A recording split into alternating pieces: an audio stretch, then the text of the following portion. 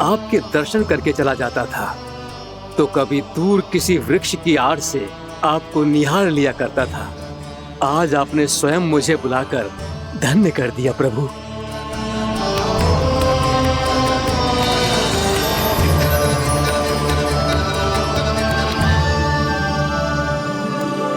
मैंने आपको यहाँ एक विशेष कारण से बुलाया है। आपके श्राप से इस कालिया नाग को मुक्त करने का समय आ गया है। ये तो बहुत ही उत्तम समाचार है प्रभु। इतने वर्ष बीत गए, मुझे आज भी स्मरण है वो दिन जब मैंने उन्हें श्राप दिया था। अपने क्रोध पर नियंत्रण खोकर बहुत बड़ी भूल कर दी थी मैंने प्रभु। बीती हुई घटनाओं पर दुखी होके कोई लाभ नहीं है। हमें भविष्य की ओर देखना होगा।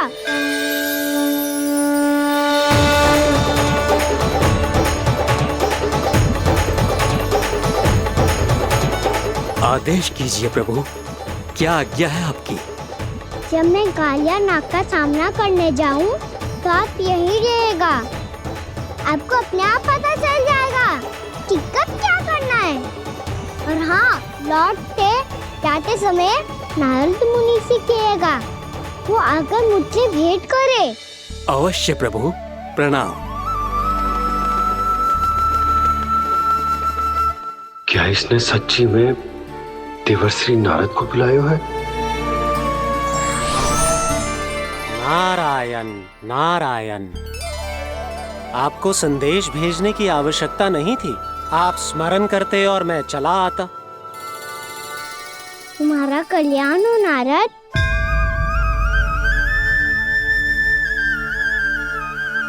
मैंने तुम्हें एक विशेष कार्य के लिए बुलाया है। आज्ञा दीजिए प्रभु। तुम्हें एक बार फिर कंस से भेंट करनी होगी। विचार कीजिए महाराज, क्या आप बिना किसी शंका के कह सकते हैं कि कौन सी पंखुड़ी पहली है और कौन सी आठवीं? उस दुष्ट से भेंट करना स्वयं कीचड़ में उतरने के समान है प्रभु। कमल पुष्प प्राप्त करना हो तो कीचड़ में उतरना पड़ता है नारद। आपका आदेश तो मैं स्वप्न में भी नहीं टाल सकता प्रभु।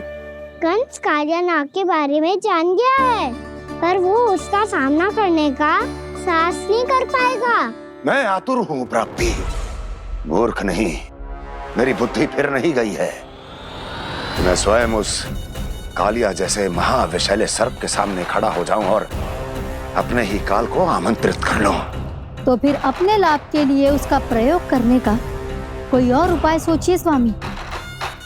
कुछ ऐसा कीजिए कि यमुना नदी का पूरा जल विषैला हो जाए और वृंदावन वासी उसका उपयोग करे, और आपका काल कहलाने वाला वो बालक स्वयं काल के गाल में चला जाए। उत्तम उत्तम सुझाव है प्राप्ति। अब मुझे उस कालिया तक पहुंचने का मार्ग ढूंढना होगा। उसको विवश करने का कोई उपाय ढूंढना होगा, क्योंकि व्यक्तिगत रूप से उससे भेंट करना असंभव है। असंभव। आप सही कह रहे हैं प्रभु। कंस में उतना सामर्थ्य नहीं कि वो कालिया नाग का सामना स्वयं कर सके। वैसे तो कालिया गरुड़ देव का भी सम्मान नहीं करता, तो फिर वो कंस का सम्मान क्यों करेगा भला? नहीं करेगा, पर कंस तुम्हारा सम्मान अवश्य करेगा नारद। तुम्हारी बातें भी सुनेगा और मानेगा भी। ये मेरी योजना का बहुत ही महत्वपूर्ण भाग है। तुम कंस के पास जाओ और कहो कि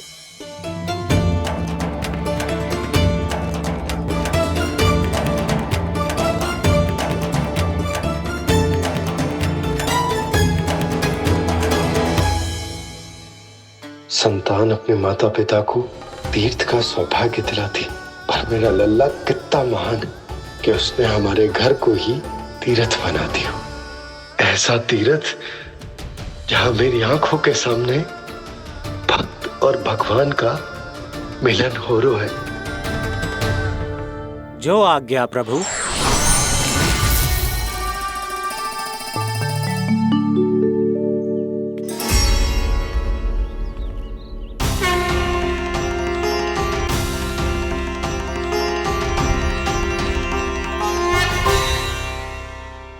बाबा, कान्हा, ये सब क्या चल रहा है? पहले काग भुसुंडी जी और फिर जे नारद जी। क्या योजना बना रहे हो तुम? कान्हा, बताना लल्ला, क्या सोच रहे तू? कान्हा देख, अगर तुझे अपने बाबा को ना बताना हो ना, अपने भक्त को बता दे। क्या सोच रहे हो लल्ला? क्या करने वाले हो आप?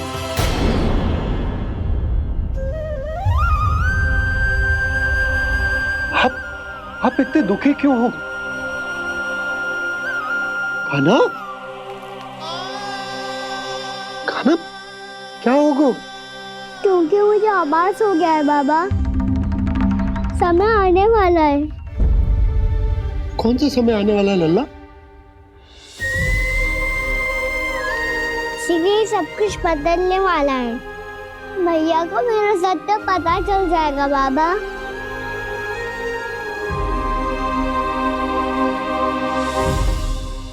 पर लल्ला, इसका काग भुसुंडी और कालिया नाग से क्या संबंध है? ऐसा क्या हुआ था और क्या होने वाला है?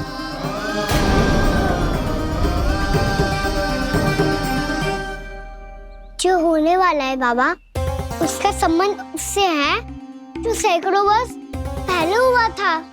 महर्षि भृगु के एक वंशज थे वेद शिरा मुनि, जो विंध्याचल की पहाड़ियों में साधना कर रहे थे। तभी वहाँ अश्वशिरा नाम के एक दूसरे मुनि आमंत्रण के बिना ही आ गए। कितना सुंदर और शांतिपूर्ण आश्रम है। यहाँ प्रभु की साधना करने में बहुत आनंद आएगा। शीघ्र ही अश्वशिरा मुनि उपस्थिति के कारण होने वाले व्यवधान से बाध्य होकर वेद शिरा मुनि ने अपनी आंखें खोली। कौन हो तुम और यहाँ क्या कर रहे हो? आपके आश्रम में बहुत शांति है मुनिवर। साधना करने के लिए बहुत ही उत्तम स्थान है ये। मैं चाहता हूँ कि मैं भी यहाँ। आप यहाँ साधना करना चाहते हैं, लेकिन इतना भी नहीं जानते कि किसी के आश्रम में प्रवेश करने से पहले उसकी आज्ञा लेनी चाहिए। आप ये भी नहीं जानते कि यदि कोई यज्ञ कर रहा हो तो बिना अनुमति के वहाँ प्रवेश करने से उसकी यज्ञ साधना भंग हो सकती है। आप क्या साधना करेंगे मुनि? आप तो साधना के योग्य ही नहीं हैं। इतना अपमान! एक मुनि के मुख से इतने कड़वे शब्द शोभा नहीं देते। मैं तुम्हें श्राप देता हूँ, जितनी विषैली तुम्हारी जिह्वा है उतने ही विषैले सर्प बन जाओ तुम। और ऐसा सर्प जो सांस भी ले तो निकट का वातावरण दूषित हो जाए। तुम्हारे इस दुस्साहस के लिए मैं तुम्हें श्राप देता हूँ कि तुम अभी इसी क्षण कौवा बन जाओ, और ऐसा कौवा जो कांव कांव करके अनर्गल प्रलाप करता रहे।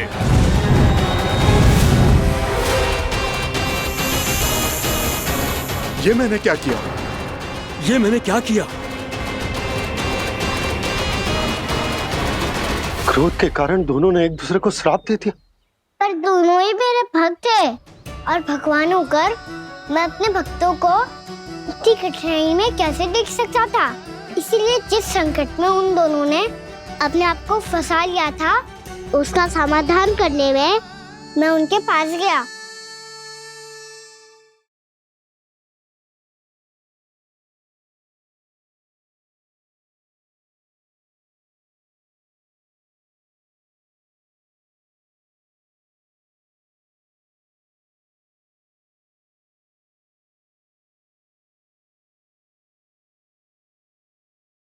तंग करे मैया को खिजाए, खेले रूठे मनाए।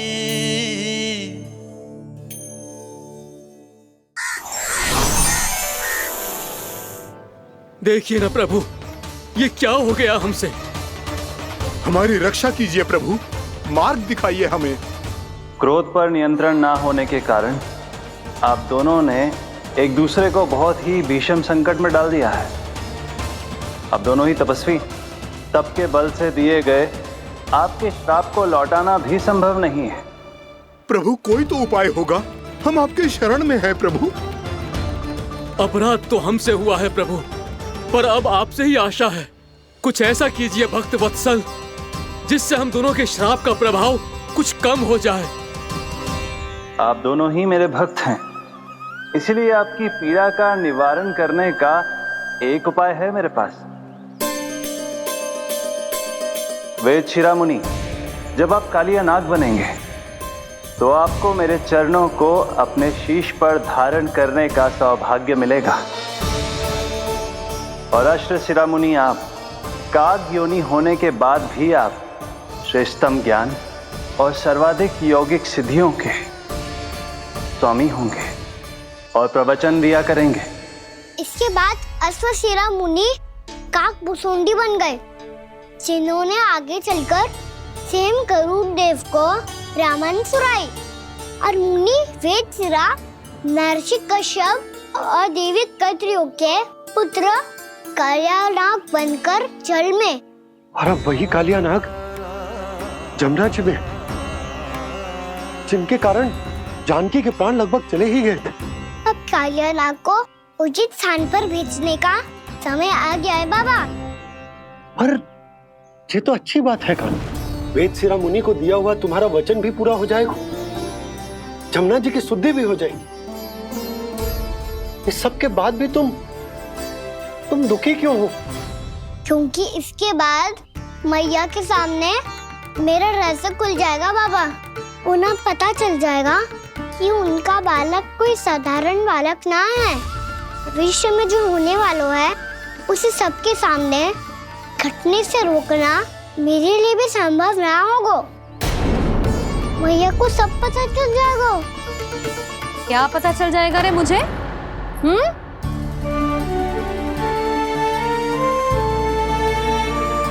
यही कि सबसे अधिक प्रेम मैं आपसे ही करता हूँ। अब बस भी कर, चलो भोजन के लिए बुलाने आई थी तुम दोनों को। भूखा थोड़े ना रहने दूंगी अपने लल्ला को, मेरा लल्ला दुर्बल हो जाएगा ना। आप खिलाओगे तो ही खाऊंगा। हाँ ठीक है, मैं ही खिलाऊंगी। अब चल, आओ जी चल।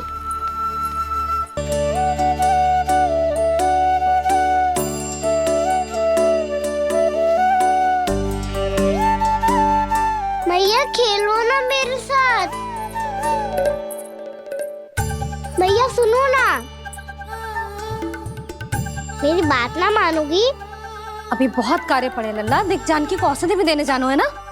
औषधि मैं दे दूंगा, फिर तो खेलोगी ना आप मेरे साथ। पिछले कुछ दिनों से अपनी मैया का अधिक से अधिक प्रेम पाने का प्रयास करो है कान्हा। इसका तो एक ही अर्थ हो सकता है कि कछु बहुत बड़ो होने वालों है। कान्हा रुक जा लल्ला। कान्हा क्यों तंग कर रहा है? मैया को पहन लेना। कान्हा, कान्हा, ये क्या करो तूने?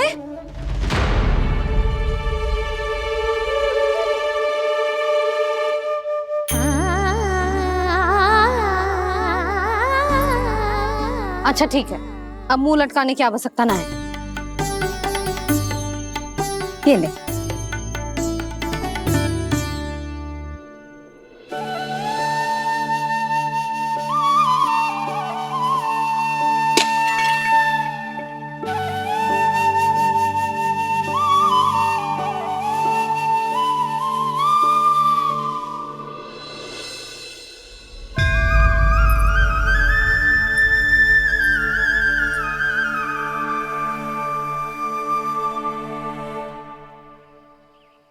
तंग करे मैया को खिजाए, खेले रूठे मनाए, लीला अनोखी करके शरारत, कान्हा दंड भी पाए।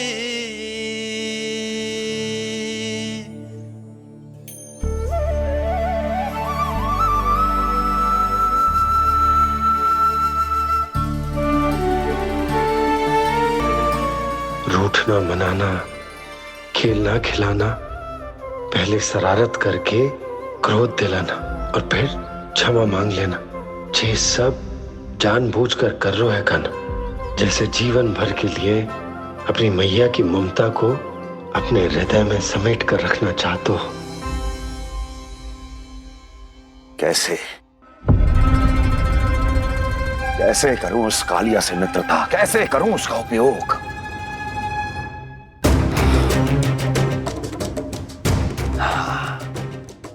उस पर आक्रमण कर देता और उसे किसी ना किसी तरह से यह विश्वास दिला देता हूं कि यह आक्रमण उस विष्णु अवतार ने किया है। फिर वो क्रोध में आकर सारे वृंदावन वासियों को अपने विष से समाप्त कर देगा। उचित है, ये उचित है। नारायण हरि, नारायण हरि।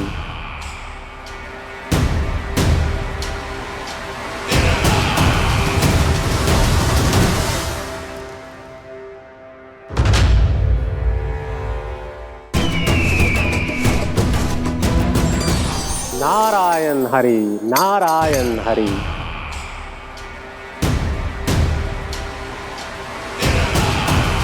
प्रणाम देवर्षि। किस योजना में कितना लाभ है और कितनी हानि, यह आंकलन करते करते थक गए होंगे मथुरा नरेश। देवर्षि, आज मेरा ध्यान कैसे आ गया आपको? आप तो सदैव ही मेरे ध्यान में रहते हैं महाराज कंस।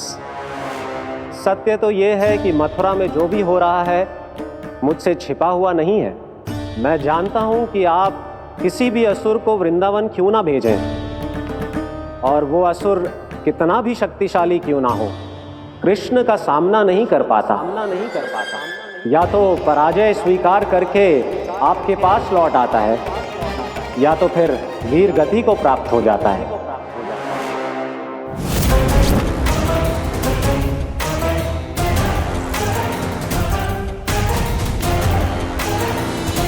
वाह, मुझे मेरी असफलताएं स्मरण कराने आए हैं, मेरे घाव को खुरेदने आए हैं, उन पे नमक छिड़कने आए हैं। मित्र को शत्रु समझने की भूल मत कीजिए महाराज कंस। मैं तो आपकी सहायता करने आया हूं। हाँ, और मेरी सहायता।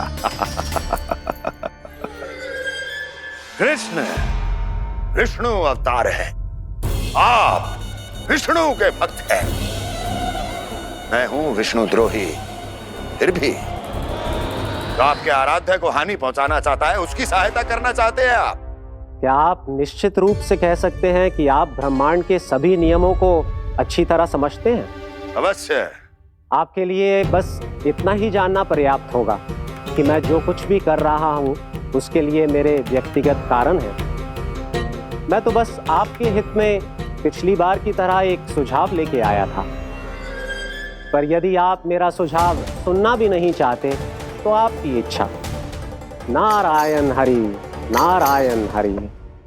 कारण चाहे जो हो, इनके पिछले सुझाव के कारण ही आज मेरे शत्रुओं की संख्या कम है। अन्यथा मैं देवकी के अन्य पुत्रों को भी जीवित छोड़ देता, और आज वो सब अपने भाई के साथ मिलकर उसकी शक्ति को अनेक गुना बढ़ा देते हैं। ठहरिए देवऋषि,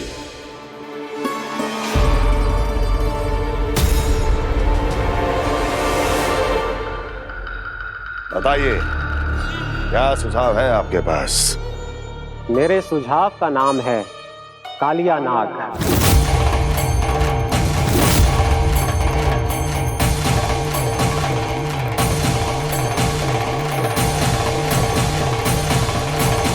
उसके विषय में मैं जानता हूं देवर्षि। तो समस्या यह है कि मैं स्वयं उससे मिलने नहीं जा सकता, उससे भेंट नहीं कर सकता। उस कृष्ण की हत्या के लिए उसको वृंदावन जाने के लिए तैयार नहीं कर सकता। तो मत जाइए उसके सामने, और ना उसे भेजिए कृष्ण के सामने। हर बार आप किसी न किसी असुर को अपने शत्रु के क्षेत्र में भेजते हैं, जहां शत्रु उसका सामना करने के लिए पूरी तरह से तैयार होता है और आपका असुर मारा जाता है। इस बार शत्रु को युद्ध स्थल चुनने का अवसर मत दीजिए महाराज। इस बार योजना का जाल ऐसे बुनिए कि कृष्ण स्वयं उसके पास जाने के लिए विवश हो जाए। कालिया नाग स्वयं काल है, मृत्यु का दूसरा नाम है। उसके विष का उपयोग अपने लाभ के लिए कीजिए महाराज। वैसे कालिया के विष की अधिकता का अनुमान तो होगा ही आपको।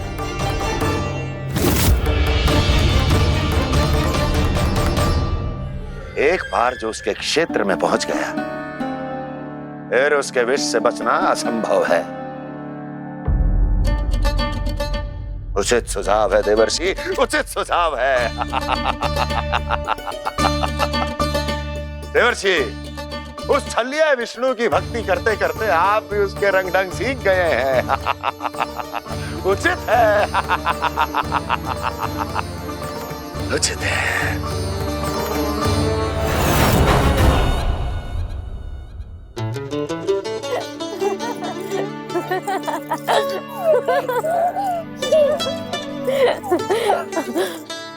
बस बस, बहुत आनंद ले लियो लल्ला। बस अब दूध पी ले। ठहर ठहर, गर्म है। जी ले। ले भी।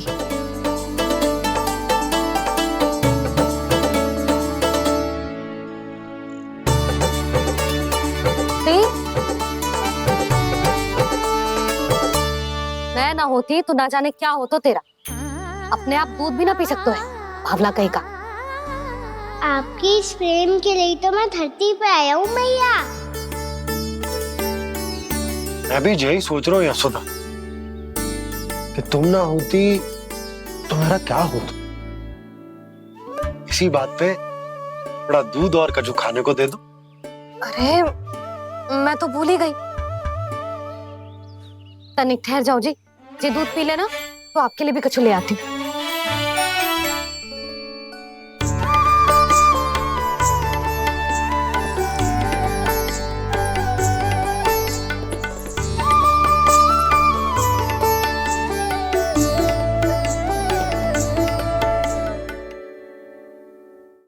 प्रणाम महाराज। आपकी आज्ञा के अनुसार बिल्कुल वैसा ही पत्र तैयार किया है जैसा आप चाहते थे।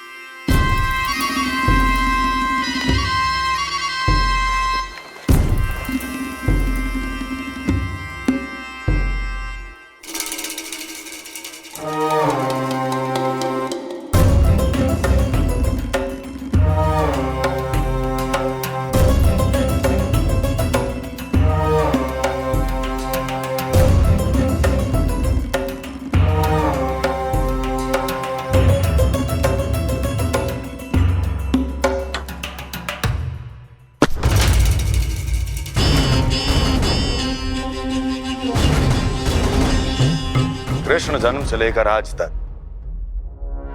ये मेरी सबसे महत्वपूर्ण योजना है। इसका सफल होना निश्चित है दूत,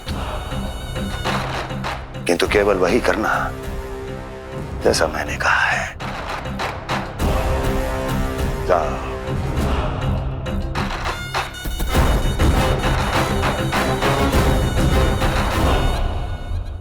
कान्हा,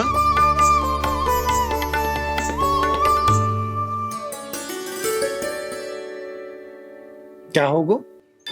बाबा मैं चाहता हूँ कि मैया की ममता क्रिस्टल फ्रेम की वर्षा मुझ पे सरते ऐसे होते रहे। वो तो होती रहेगी लल्ला। अपने लल्ला के लिए किसी मैया का प्रेम कभी कम हो सकता है भला? नंदराज, वो मथुरा से एक दूत आयो है महाराज कंस का राजपत्र लेके।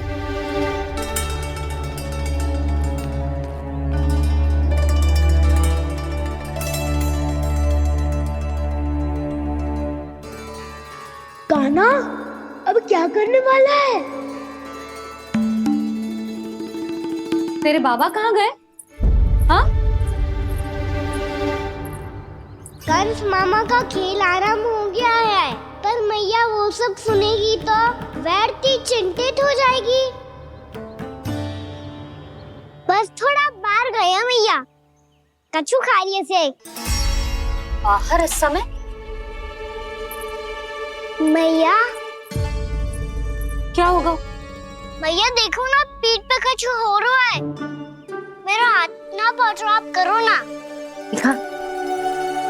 यहाँ?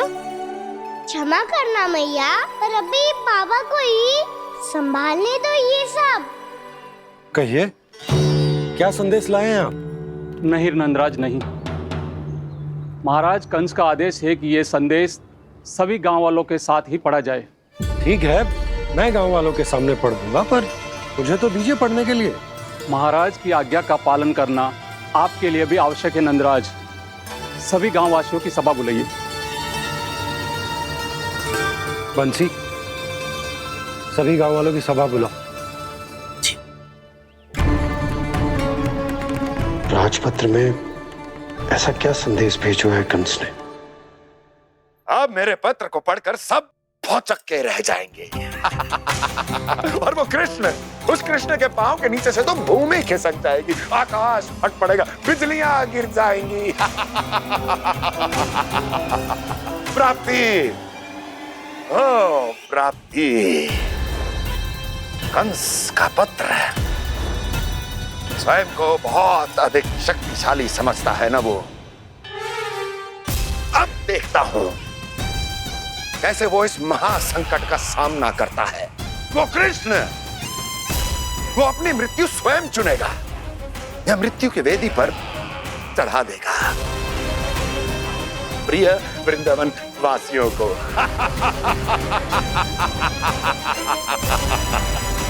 अब आएगा आनंद प्राप्ति, अब आएगा आनंद।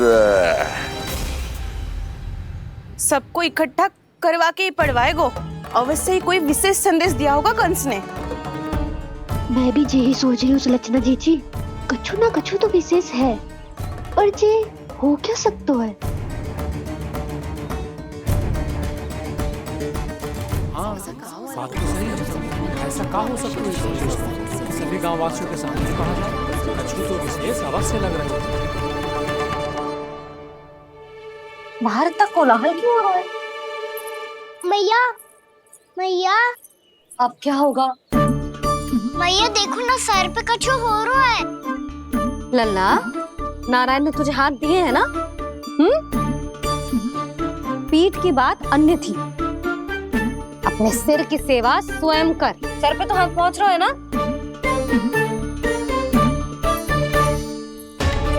मैया सुनो ना, मैया देखो ना, तीव्र कर कछु हो रहा है।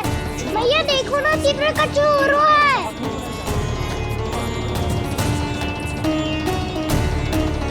सब लोग आ चुके हैं, अपना संदेश सुनाइए आप।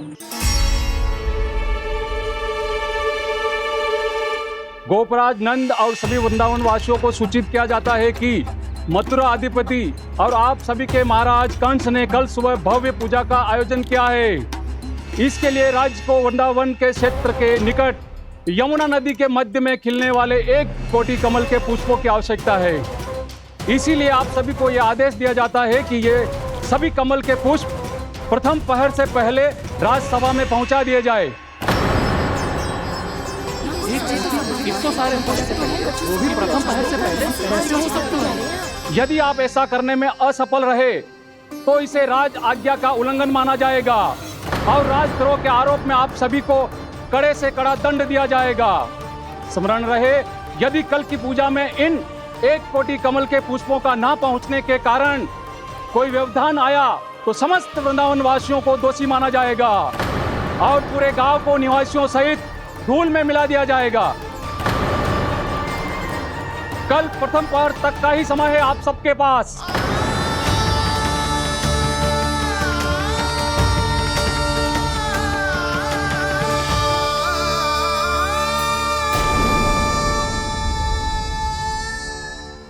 एक कोटि कमल पुष्प, वो भी कल प्रथम प्रहर में?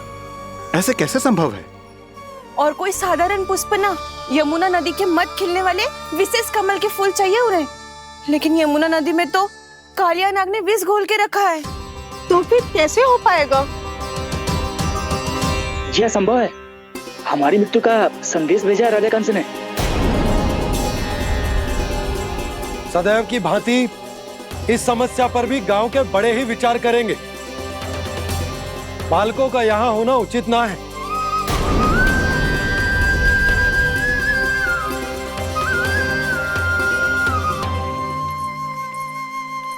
लल्ला ले जे गेंद ले, जा अपने सखाओं के साथ खेल। सुबह उज्जवल, मधुमंगल वसंता, देखो मैया ने क्या दिया है। चलो खेलें, बहुत आनंद आएगा आज।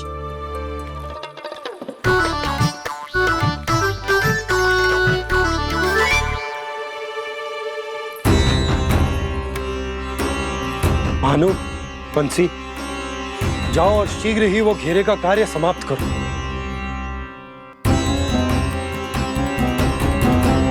पर कछु ना कछु तो करना पड़ेगा ना। पर हम कर ही क्या सकते हैं? पुष्प लाने को और कोई उपाय है भी तो ना। मैं चला जाऊंगा जमुना जी में। वैसे भी मेरे जीवन के कितने दिन शेष बचे हैं। गांव के लिए, समाज के लिए कुछ करके मरूं, तभी तो शांति मिलेगी। ना काका, यदि आप उस विषैले जल में छलांग लगा भी दोगे, किंतु 1 कोटि कमल पुष्प एकत्रित कर पाना आपके लिए संभव ना है। इससे अच्छा है कि मैं चला जाऊं। यदि मैं मर भी गया तो मेरे पीछे रोने वाला कोई ना है। किसी को कहीं जाने की आवश्यकता ना है। गोप नरेश होने के नाते ये मेरा कर्तव्य है कि मैं आप सबकी रक्षा करूं। नंदराज, आपको जाना है तो जाओ। हरिया, काका, भैया सब चले जाओ। लेकिन आपको पता है वहाँ का जल कितना विषैला है। आप लोग एक क्षण भी जीवित नहीं रह पाओगे। फिर कैसे इकट्ठा करेंगे 1 कोटि कमल पुष्प? आप बात तो सही कह रही हैं शांति। दुष्ट कंस ने ऐसी मांग रख के हम सबको फंसा दिया। हम में से कोई भी क्यों ना चला जाए और इस संकट का समाधान ना निकले को। कान्हा, बताना कौन सा खेल खेलें? गेंद पकड़ खेलते हैं, पर एक बात सुन लो सब, कोई भी तीव्र गति से ना फेंकेगा गेंद को। भैया ने फ्रेम बनाई है मेरे लिए। सब तैयार हो?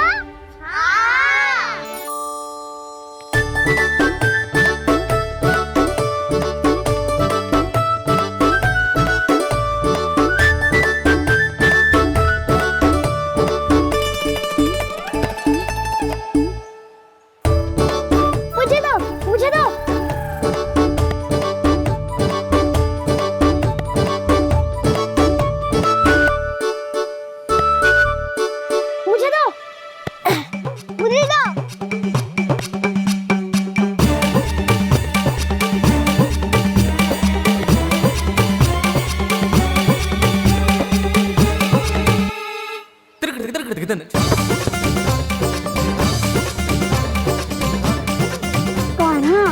इतनी धीरे से फेंकेगो तो कैसे आनंद आएगो?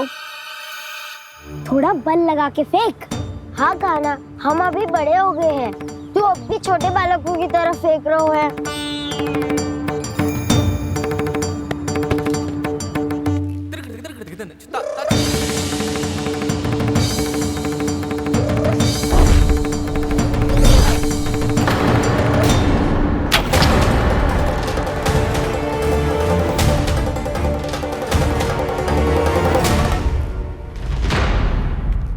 दीदी जी क्या करो कान्हा? गेंद तो डूब गई।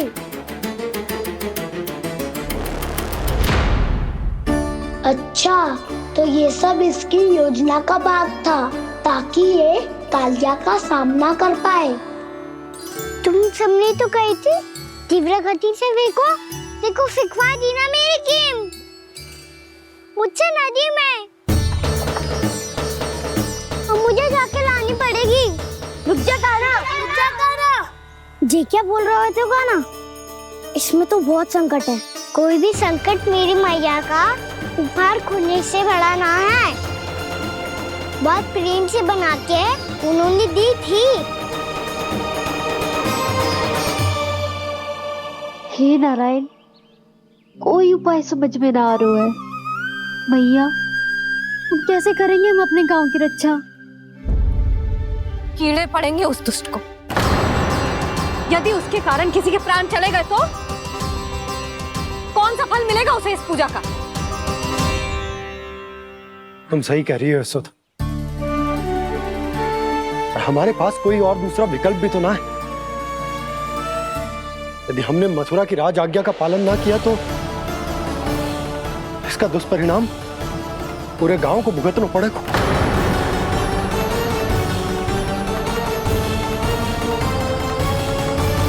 कान्हा, तुम्हें पता है कि तू भगवान है, दिव्य है, बहुत शक्ति है तुझमें। पर फिर भी हम तुझे विषैले जल में ना जाने दे सकते। कुछ होगा तो तुम सब इतनी हट कर रहे हो तो ठीक है, ना जाऊंगा। गेंद कहाँ गिरी है, कितनी दूर गई है, ये तो देख लूं, ताकि उसे बाहर निकालने का कोई उपाय ढूंढ पाऊं।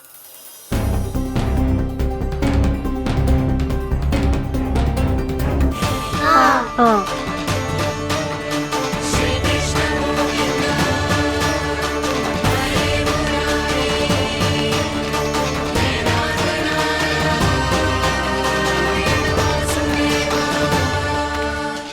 कान्हा की ये लीला तो समझ ही नहीं आ रही। पहले इसने देवश्री नारद को मथुरा जाकर कंस को भड़काने के लिए कहा, फिर स्वयं ही दुखी भी हो गया कि अब इसका रहस्य सबके सामने खुल जाएगा। और अभी स्वयं में तो इसने कहा था कि गेंद बहुत महत्वपूर्ण है, फिर स्वयं ही उसे नदी के विषैले जल में फेंक दिया।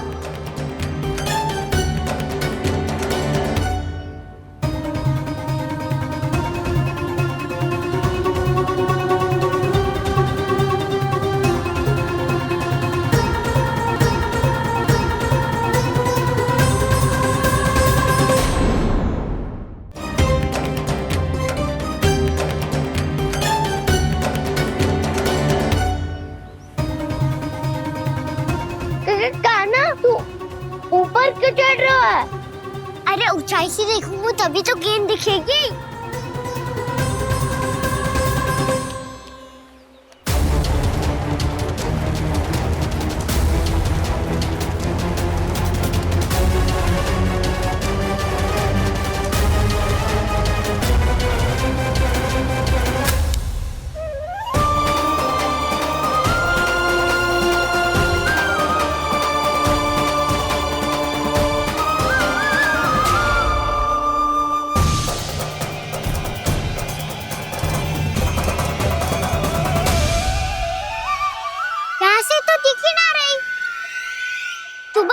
से फेंकी थी ना?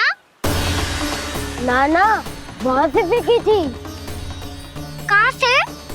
नहीं कहना वहाँ से। समझ ना आ रहा, ठीक बताना कहाँ से फेंकी थी?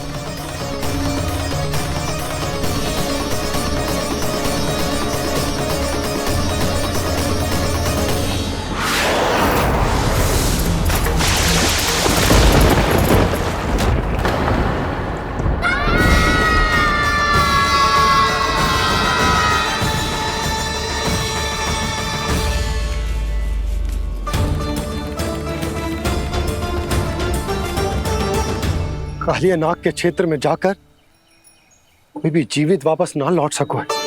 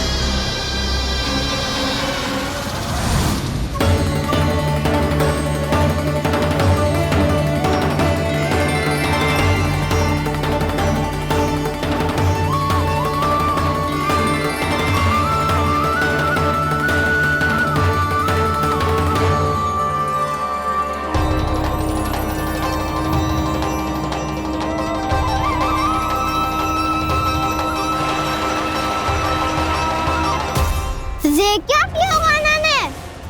कालिया नाग तो उसे देखते ही निकल जाएगा।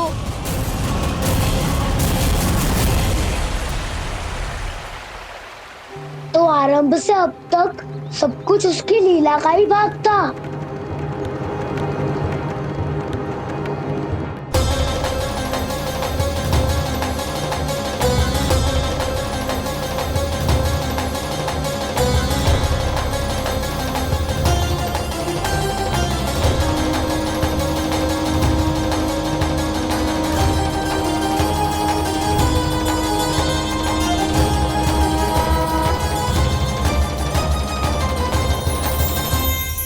इतना सुंदर रूप, मन मोहने वाली मुस्कान, अद्भुत तेज और भगवान जैसी दिव्यता। कौन हो तुम? हाँ, तुम्हें देखकर तो हम सब सम्मोहित ही हो गए।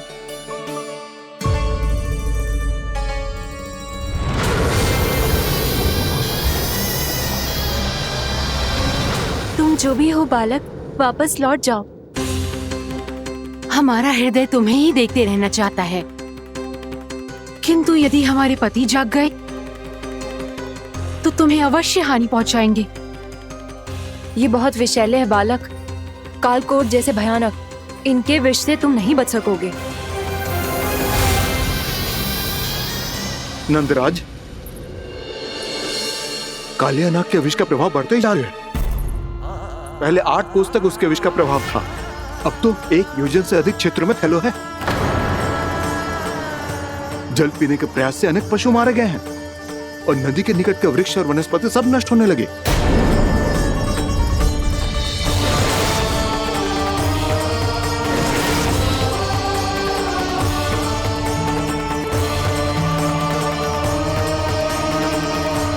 इनके विष की तीव्रता इतनी अधिक है बालक कि इनके संपर्क में आने वाले को तड़पने का भी अवसर नहीं मिलता।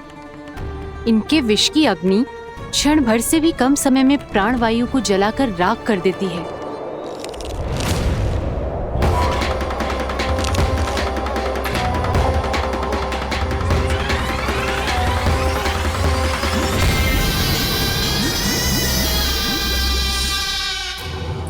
तब तो समस्या और भी गंभीर हो जाएगी। मैंने तो सुनो है कि कालिया नाग कम से कम 2 योजन लंबा है, सैकड़ों फन है उसके।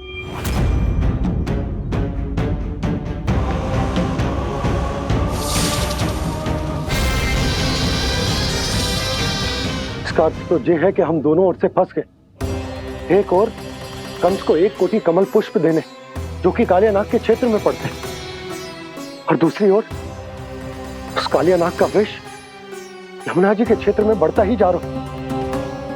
इसके कारण हम ही नहीं, निर्दोष पशु पक्षी भी संकट में। इन दोनों समस्याओं का एक ही समाधान है, उस कालिया नाग का सामना करना। और ये ना समझ आ रहा कि हम ये करेंगे कैसे, क्योंकि ये बात साधारण मनुष्य के बस की ना है। हमारे लिए ये असंभव है।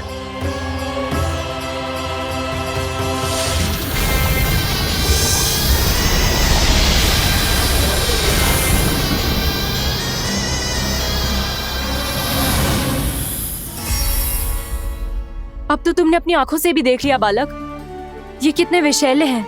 नींद में भी विष उगलते हैं। इससे पहले कि तुम्हें कुछ हो जाए, चले जाओ यहाँ से, मान लो हमारी बात। आप सब मुझे जानती भी नहीं और फिर भी मेरी इतनी चिंता कर रही हैं आप। माँ की ममता भेदभाव नहीं जानती। तुम भी किसी के पुत्र हो और हम सब भी माँ हैं। एक माँ को हर बालक में अपनी ही संतान दिखाई देती है, इसलिए हम तुमसे विनती करते हैं, वापस चले जाओ, बचा लो अपने प्राण। मेरी चिंता मत कीजिए, मुझे कुछ नहीं होगा। होगा, अनर्थ होगा यदि ये उठ गए तो।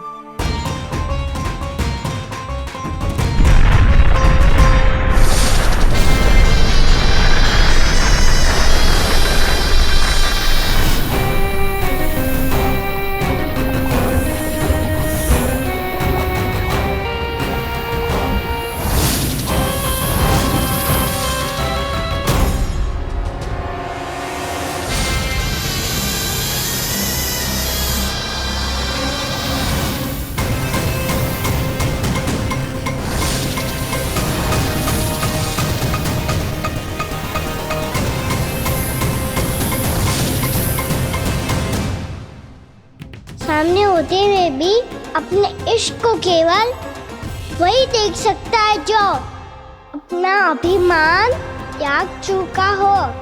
पर पूर्व जन्म में मेरा भक्त होने के नाते मेरा सत्य स्वरूप देख पाने में मुझे इसकी सहायता करनी चाहिए।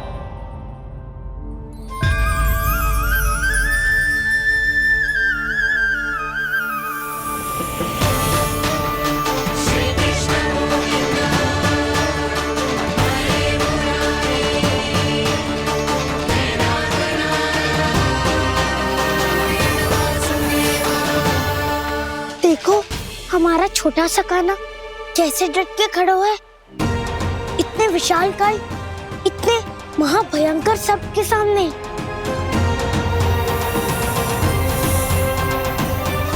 ये कोई भगवान नहीं है जो इसके सामने हाथ जोड़ रही हो तुम सब।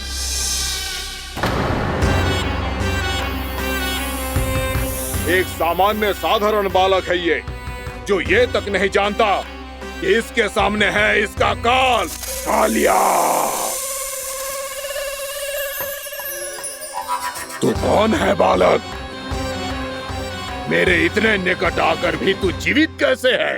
मेरी नहीं, अपनी चिंता करो कालिया। बहुत मनमानी कर ली तुमने। अब बस मैं तुम्हें रोकना हूँ। अब बस मैं तुम्हें रोकना हूँ। बित्ते भर का है तू, मेरे विष के बारे में जानता ही क्या है? और कहता है मुझे रोकने आया है। किससे? किससे रोकना चाहता है तू मुझे? मुझे क्रोध दिलाने की भूल मत कर बालक। अपनी फुंकार से ही तेरी इस मुस्कुराहट को अंतिम मुस्कुराहट बना सकता हूं मैं। शीघ्र बता, कौन है तू और किसने भेजा है तुझे?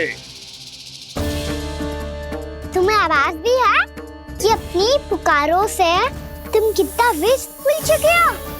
पवित्र यमुना नदी को कितना दूषित कर दिया तुमने।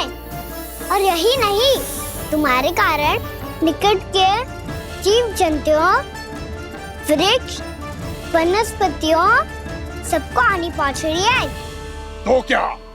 मुझे उससे क्या? मुझे है आपत्ति है मुझे तुम्हारे इस व्यवहार से, और इसीलिए तुम्हें यहाँ से जाना होगा।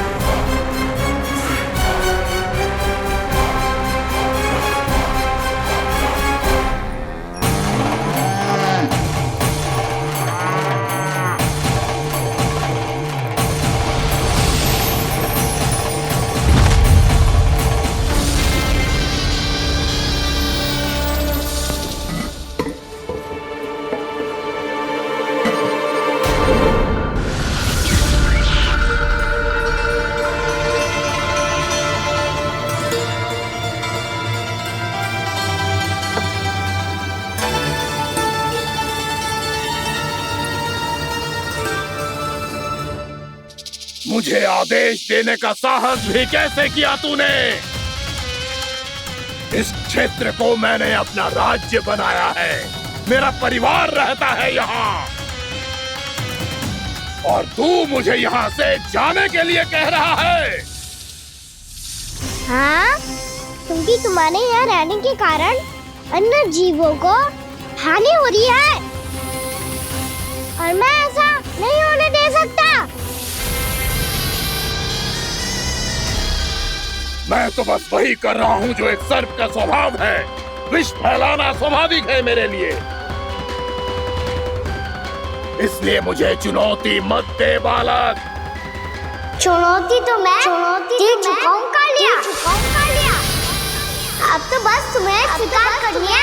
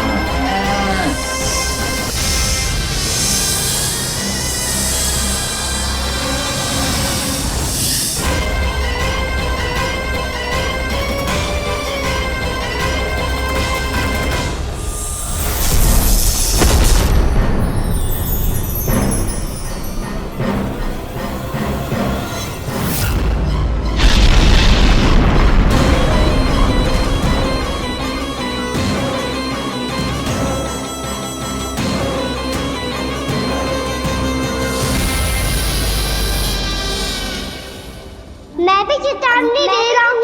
यहाँ से चले जाओ, यहाँ से चले जाओ। अपनी भूल को पहचानो कालिया। तुम जो कर रहे हो वो अनुचित है।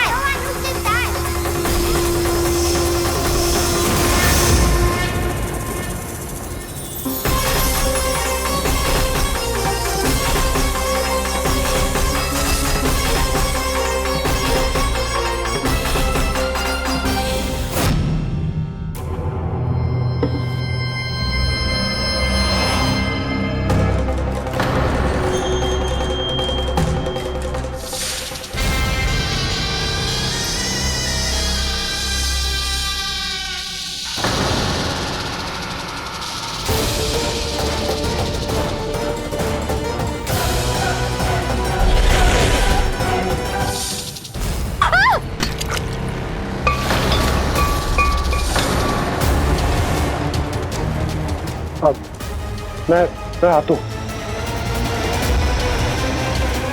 क्या हो गया सुधा? मुझे आवाज हो रहा है जी, कछु ना कछु गड़बड़ है। यशोदा, जो समस्या हमारे सामने है हम सभी उसका समाधान खोजने में जुटे। तुम विश्वास करो, मैं कोई ना कोई समाधान अवश्य ढूंढ लूंगा। हम कैसे भी करके वो कमल के पुष्प उस कंस तक पहुंचा देंगे। नाना, समस्या उससे कहीं अधिक है, उससे कहीं अधिक बड़ी, उससे कहीं अधिक भयानक है।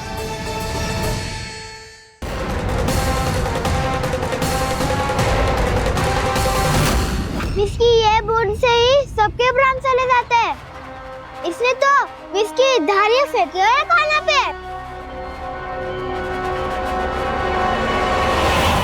कान्हा कैसे बच्चे को अधिक विष से? इसका विष तो क्या, ये सर स्वयं भी छू तक नहीं पाएगा हमारे कान्हा को।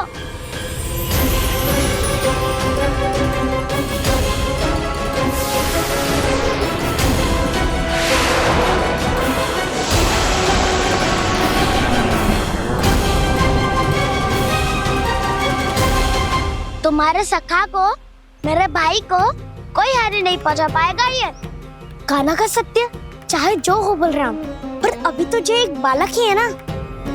देखो कैसे विष के कारण स्थिर हो गया है।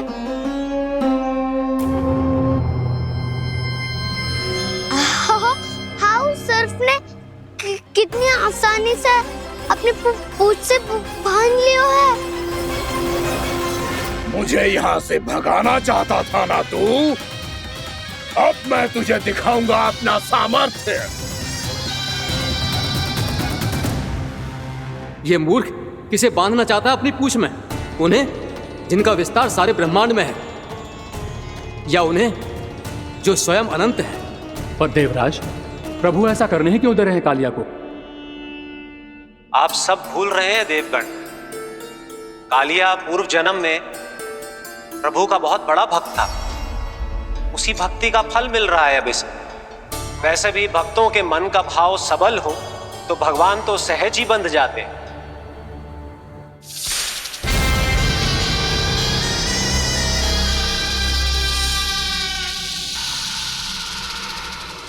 बलराम, तुमने ही तो कही थी कान्हा को कछु ना होगो। देखो दुष्ट ने चारों ओर से जकड़ लियो है।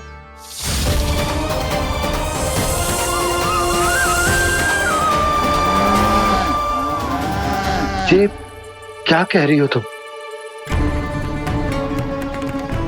सुधा जी, क्या हुआ? घबरा क्यों रही हो आप? सुलक्षणा, मुझे आभास हो रहा है कुछ बहुत बड़ी अनहोनी हो गई है। नंदराज, नंदराज, नंदराज!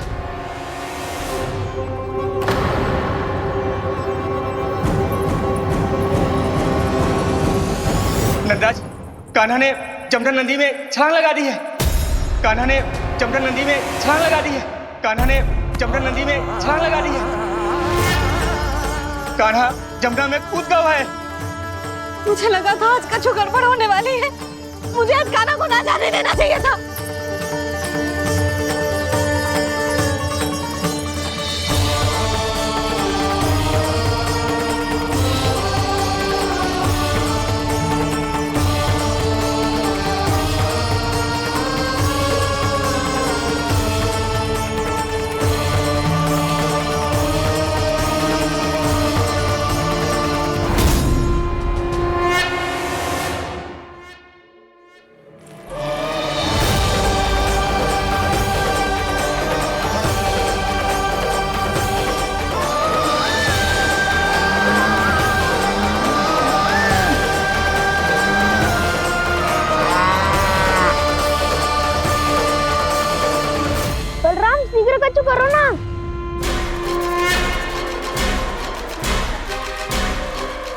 कुछ भी करो पर कान्हा को बचाओ।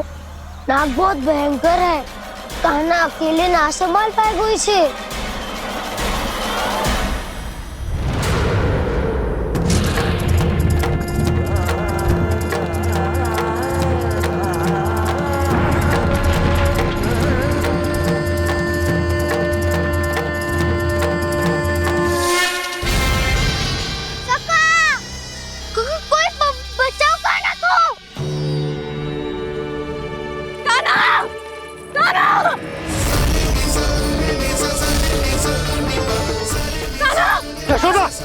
यशोदा रुको। छोड़ दो मुझे, छोड़ दो मुझे। जीजी संभालो, बावली हो गई क्या?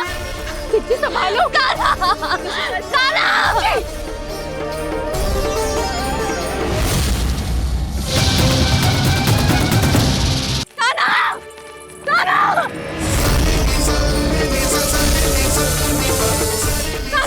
यशोदा, यशोदा रुको। छोड़ दो मुझे, छोड़ दो मुझे। जीजी संभालो, बावली हो गई क्या? जीजी संभालो। देखो अब कैसे तुम्हारे अस्थियों को तोड़कर छोटे छोटे टुकड़ों में बदल दूंगा मैं।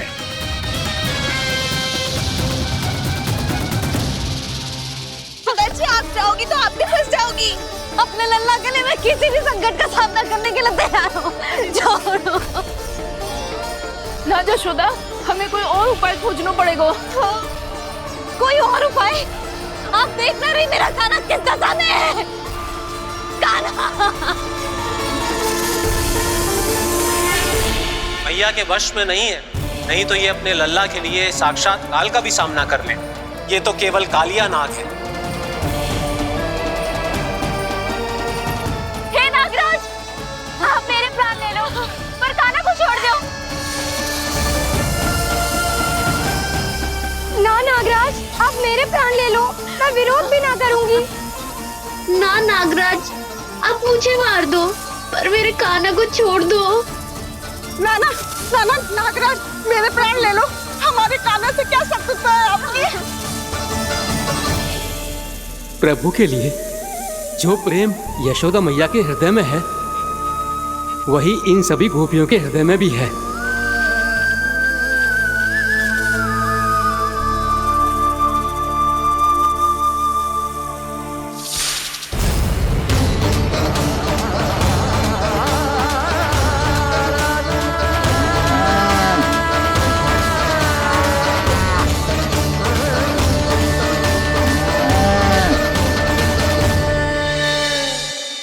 यशोदा, यशोदा, देखो इन गोपियों को, इन गैयाओं को। इन सब के मन में भी तुम्हारी भांति ही ममता भरी हुई। वो सब भी कान्हा से उतना ही प्रेम और स्नेह करती है, उतनी ही ममता से भरी हुई है जितनी कि तुम। तो तुम ही सोचो, जिसके साथ इतनी ममता और इतना स्नेह, इतना प्रेम, उसका कोई क्या कर सकता है? उस कालिया नाग का वेश इस सब आशीर्वादों के सामने कछु ना है। कछु करो जी। उसे बोलो वो मेरे प्राण ले ले, मेरे कान्हा को छोड़ दे। यशोदा,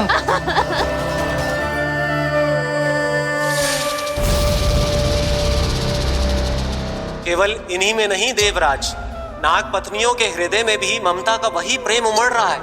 देखिए। मैं आपके हाथ जोड़ती हूँ स्वामी, इस बालक को छोड़ दीजिए। ये अवश्य ही कोई दिव्य आत्मा है स्वामी। हम आपसे विनती करते हैं स्वामी, इस नन्हे बालक को हानि मत पहुंचाइए स्वामी। मेरी पत्नियां मेरे ही शत्रु के लिए विनती कर रही हैं। अब यदि इसके पक्ष में एक शब्द भी कहा तुम सबने, तो मैं इस बालक से पहले तुम सबके प्राण ले लूंगा। हो रहा प्रसन्न नाग कालिया, विजय को निश्चित जान।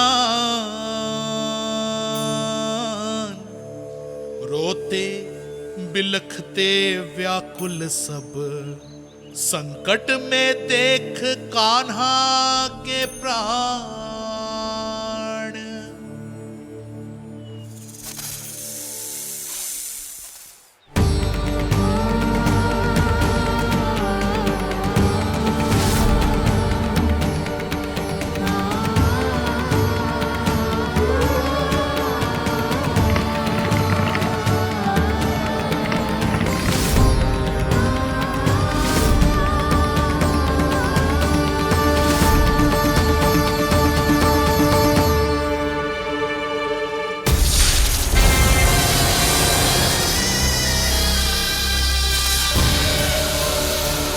कुछ करो जी, मेरे लल्ला को बचा लो, कोई तो कुछ करो। जीजी संभालो जसोदा। यशोदा, यशोदा तुम शांत हो जाओ, मैं कान्हा को वापस लेकर आऊंगा, मैं रक्षा करूंगा उसकी। ना नंदराज, नंदराज नहीं, कम से कम आप तो समझो नंदराज, कालिया के पास आप जाओगे तो आप भी फंस जाओगे।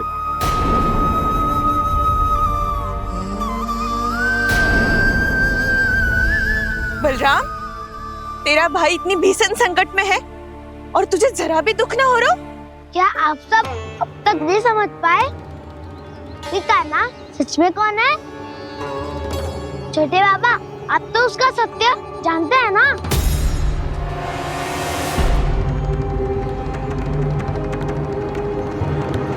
मानता हूँ कि आप सब कान्हा के रहस्य के बारे में नहीं जानते, पर क्या उसके जन्म से आज तक घटी एक से बढ़कर एक विचित्र घटनाओं को भी भूल गए हैं आप सब? भूल गए हैं कि कैसी पूतना जैसी राक्षसी उसका कुछ बिगाड़ नहीं पाई, कैसे तरनावती जैसा भयानक राक्षस उसे एक खरोच भी नहीं दे पाया था।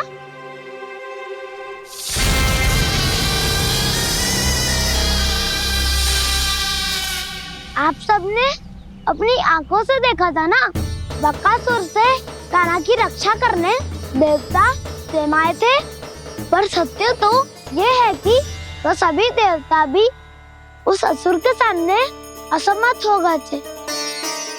तब कान्हा ने बहुत ही आसानी से उस भयंकर असुर का वध किया था, एक ही बार में धराशायी कर दिया था उसे। तो आप सभी सोचिए, बार बार ऐसे असाधारण कार्य करने वाला बालक साधारण कैसे हो सकता है? अब तो आरंभ से ही सारा सत्य जानते हैं छोटे बाबा। रहस्य छुपाने में सदैव काला की सहायता करते आए आप, और आज आप स्वयं ही उसके सत्य को भूल रहे हैं। और तुम सब भी तो जानते हो कान्हा की शक्तियों के बारे में, तो क्या तनिक भी विश्वास ना है अपने सखा पे? बलराम, जे तू क्या कह रहा है? मैंने जो कहा उसका एक एक शब्द सत्य है छोटी माँ। यदि प्रभु की इच्छा हुई तभी कुछ ही क्षणों में सब कुछ अपनी आंखों से स्वयं अनुभव कर लेंगे आप।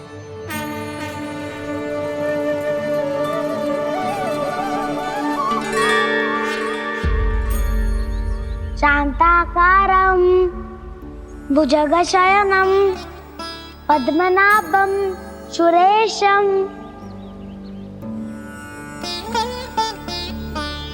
विश्वाधारं गगनसदृशं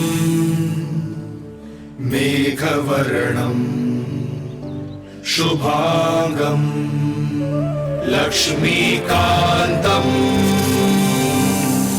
कमलनयनं योगी वीरध्यानगम्यं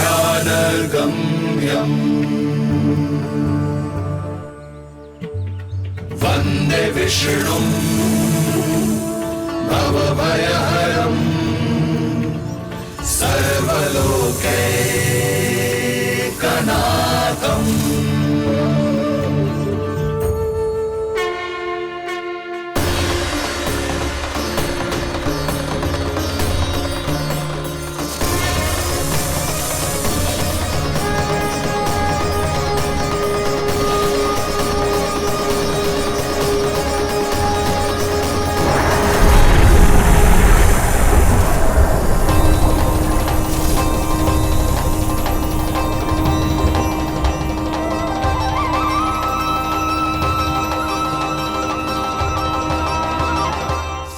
तुझे क्या लगता है बालक कि तू मेरी जकड़ से निकल गया तो अब बच जाएगा तू?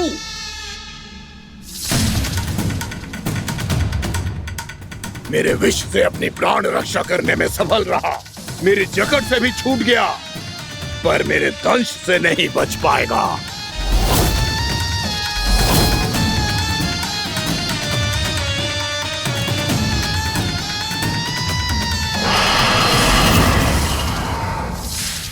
अब भय से भाग रहा है, पर मैं तुझे मृत्यु देकर रहूंगा।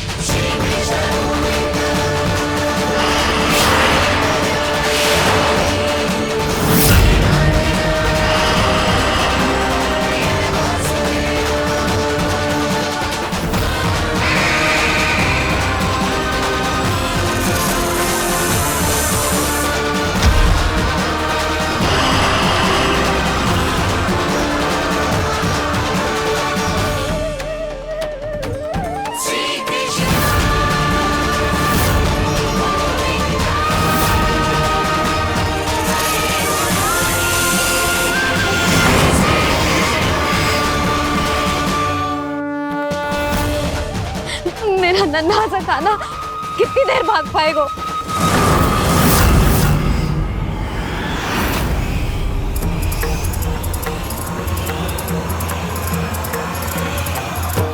और कितनी प्रतीक्षा करोगे मेरी भक्त कालिया? भक्त नहीं, काल हूं मैं तेरा। जब अहंकार का मुकुट बुद्धि को ढक लेता है तो भक्त अपने भगवान को भी नहीं पहचान पाता। व्यर्थ की पहेली में मत उलझा बालक, ना मैं भक्त हूँ और ना तू भगवान।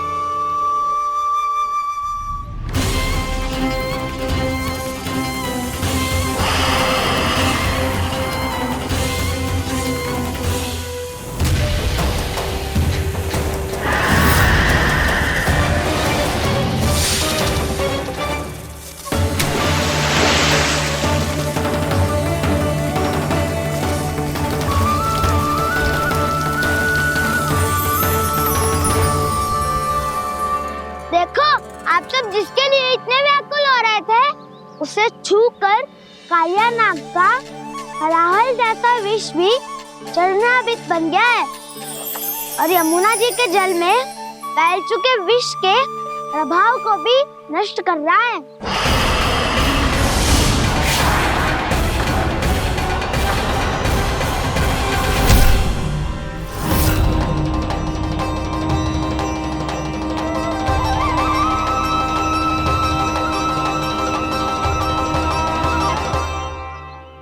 धर्म रक्षक अधर्म विनाशक प्रभु श्री कृष्ण का कौशल सचमुच आदित्य है। नारायण नारायण।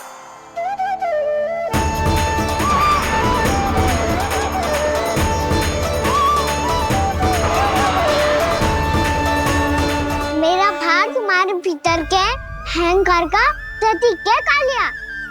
अब तुम्हारा अहंकार, तुम्हारा अनपान मेरे पाँव के नीचे है और तुम्हारी पूंछ अर्थात तुम्हारे प्राण मेरे हाथ में।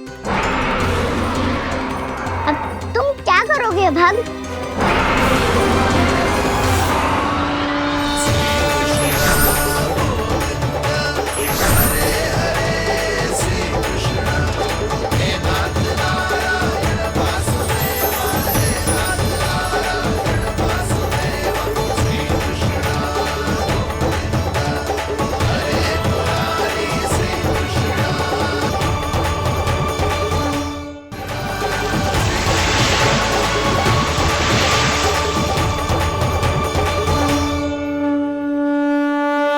प्रभु, भले ये आपको पहचानने में असमर्थ हो, पर हम सब ने आपको पहचान लिया है। हाँ प्रभु, एक भक्त होने के नाते और एक अर्धांगिनी और माँ होने के नाते मैं आपसे इनके प्राणों की भिक्षा मांगती हूँ। अपनी कृपा दिखाइए और इन्हें क्षमा कर दीजिए। आपके लिए मित्र और शत्रु में कोई अंतर नहीं प्रभु। उसी तरह आपकी कृपा और दंड में भी कोई अंतर नहीं। दोनों दया ही तो हैं, अकारण ही किसी को प्राप्त नहीं होती। हमें विश्वास है कि हमारे पति को मिला ये दंड कोई अभिशाप नहीं है, आपका वरदान है। ये सत्य है प्रभु कि इनसे बहुत से पाप हुए हैं। इनके विष से बहुत सारे जीव जंतु को हानि पहुंची है, पर अब आपके चरण इनके शीश पर पड़ गए हैं। ऐसी कृपा तो बड़े बड़े महान महात्माओं को भी दुर्लभ है, और इन्हें प्राप्त हुआ तो अवश्य ही ये किसी महान पुण्य का ही फल है। हे प्रभु, उन्हीं पुण्य कर्मों की शक्ति का आह्वान कर मैं आपसे विनती करती हूँ, इन्हें प्राण दान दीजिए।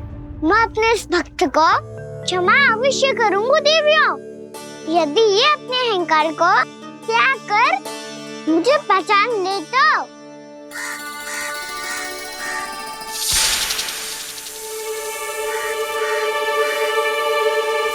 मैं तुम्हें श्राप देता हूँ, जितनी विषैली तुम्हारी जिह्वा है उतने ही विषैले सर्प बन जाओ तुम।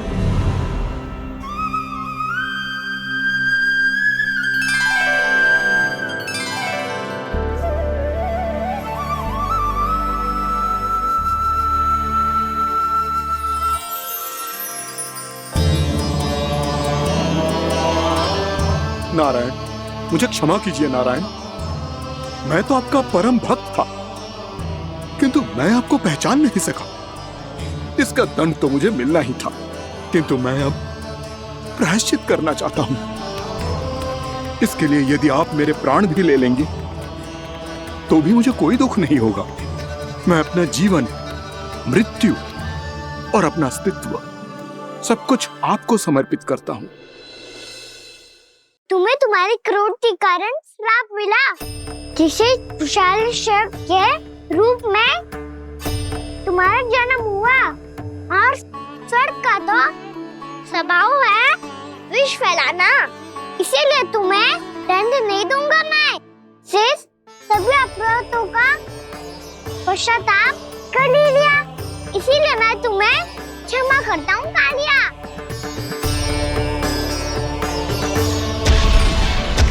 पर तुम्हें यहाँ से दूर समुद्र के बीच जाकर रहना होगा, जहाँ किसी निर्दोष का जीवन तुम्हारे विष से प्रभावित ना हो।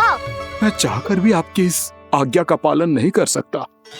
मैं असमर्थ हूँ प्रभु, क्योंकि यदि मैं इस क्षेत्र को छोड़कर गया तो मेरी मृत्यु निश्चित है। आपसे क्या छुपा है प्रभु? आप तो जानते हैं कि सर्प जाति और आपके वाहन गरुड़ के बीच अनंत शत्रुता चल रही है, जिसका प्रारंभ नागों के द्वीप नागालय से हुआ था। उस द्वीप पर छोटे जीवों को निगल जाने के लिए सर्प थे, और गरुड़ को सर्पों का स्वाद बहुत प्रिय था, इसलिए वो बार बार नागद्वीप जाने लगा था। पर इस कारण पूरी सर्प जाति उससे आतंकित हो गई थी। इसलिए जब भी गरुड़ वहां पहुंचता तो सभी सर्प छिपने लगते। जब गरुड़ को इसका आभास हुआ तो उसे बड़ा क्रोध आया और वो उत्तेजना में भरकर सर्पों का शिकार करने लगा। भूख ना होने पर भी उन्हें मारने लगा। अब सर्पों के प्राण हरना उसके लिए खेल बन गया था। इस भीषण समस्या का समाधान ढूंढने के लिए पूरी सर्प जाति महान सर्प वासुकी के सामने इकट्ठी हुई। हे महान वासुकी, हमारी सहायता कीजिए। नागद्वीप पर गरुड़ ने आतंक मचा दिया है। पहले तो वो हमें अपना भोजन बनाता था, लेकिन अब हम उसके खेल का साधन बन चुके हैं। भूख हो या ना हो, जब तब आकर वो हमारे प्राण हर लेता है। अनुचित हिंसा के इस प्रथा का आरंभ सर्पों ने ही किया है। पहले आप सबने पूरे द्वीप पर अधिकार कर लिया, फिर आहार के साथ साथ आनंद के लिए भी आप सभी ने निर्दोष जीवों की हत्या की। और जब सृष्टि का संतुलन बनाए रखने के लिए गरुड़ आपको अपना आहार बनाने आया तो आप सब अपने प्राणों की रक्षा के लिए छिपने लगे। तो फिर गरुड़ का उत्तेजित होना तो स्वाभाविक ही था। नागनाथ, जो हमने अन्य जीवों के साथ किया वही अब हमारे साथ हो रहा है, परंतु ये भी तो सृष्टि के संतुलन के विरुद्ध ही है ना? अवश्य है, इसलिए मैं गरुड़ से चर्चा करूंगा। धन्यवाद प्रभु।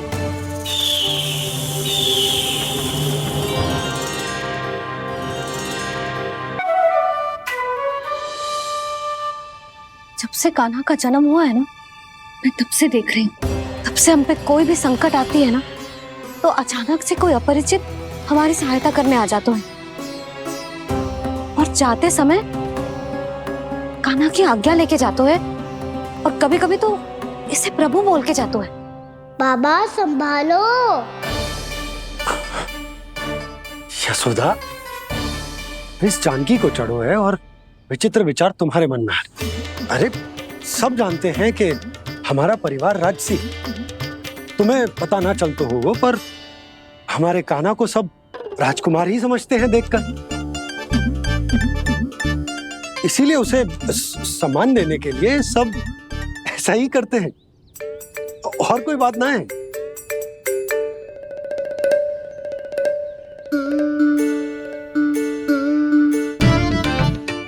अब जी मेरे लल्ला को ऐसे क्यों घूर रहे हैं? बुरी दृष्टि लगाएंगे क्या? वैद्यराज जी, आपके सहायक तो गए, अब आप यहाँ क्यों हो? वो क्या है ना, मैं अपने रोगी का निरीक्षण करके पूरी तरह से संतुष्ट होकर ही जाता हूँ।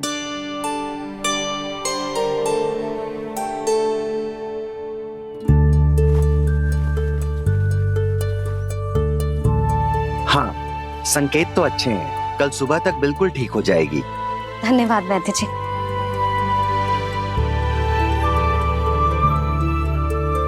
बस तो फिर हम कल पकड़न पकड़ाई खेलेंगे जानकी।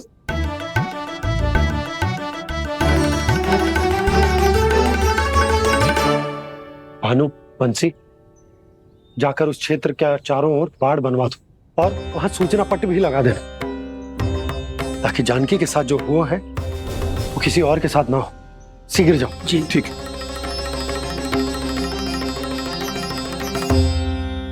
बाड़ और सूचना पट लगवाने से समस्या का समाधान नहीं होगा बाबा। निर्दोष पशु सूचना पट देखकर भी कुछ समझ नहीं पाएंगे।